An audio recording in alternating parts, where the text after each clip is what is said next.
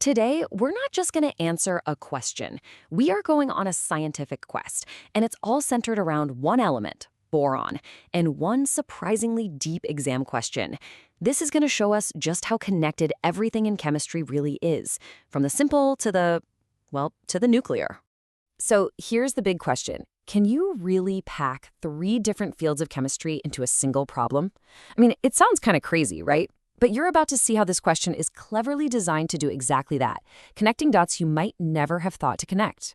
Let's dive in. All right, first things first. Part 1 is all about getting organized, It's about classification. Before we can do anything else, we have to figure out the fundamental chemical families that boron belongs to. Let's start with the basics. The boranes. Super simple concept here. These are what we call binary compounds, which just means they're made of 2 things and 2 things only, boron and hydrogen. Think of them as the fundamental building blocks. Okay, building on that, we've got the borohydrides. Now these are basically just boranes with a little extra something. They're anions, which is the scientific way of saying they carry a negative charge. They've usually grabbed an extra hydride ion, giving them that charge. And last but not least, we have the borides. This is where boron really shows off its versatility. It loves to team up with all sorts of metals and metalloids, and when it does, it creates these super unique materials with some pretty wild properties. So let's put our new knowledge to the test. Look at B5H9. It's just boron and hydrogen, right? That's a classic boring. Easy. Then we have KBH4. You see that BH4 minus anion in there? That makes it a borohydride. And finally, W2B. That's boron bonded to tungsten, a metal, so it's got to be a boride. See? Once you know the rules, it's totally straightforward.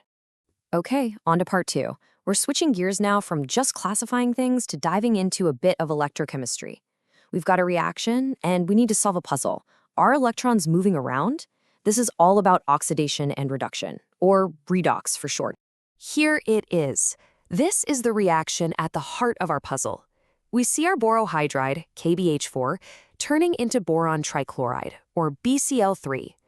The big question we have to answer is, what is happening to that single boron atom as it makes this change? So what do you think? Did the boron atom gain electrons, which we call reduction, or did it lose electrons, which we call oxidation? It's one or the other, or is it? That's the puzzle we've got to solve. Now, we don't have to guess. We can figure this out with some simple math. All we need to do is calculate boron's oxidation state, you can think of it like a pretend charge, before the reaction, and then again after the reaction. Let's start with KBH4 on the left side. Okay, some basic rules. Potassium is pretty much always +1, and hydrogen is usually +1, but here it's bonded to boron, which is less electronegative, so hydrogen becomes a hydride with a -1 state. So with 4 hydrides, that's -4 total. Add the +1 from potassium, and for the whole thing to be neutral, our boron atom has to be +3. Okay, what about the product BCl3? Well, halogens, like chlorine, are almost always a -1. We have 3 of them, so that's a total of -3. To balance that out and make the molecule neutral, the boron atom in this case must also be +3. And there it is. How about that?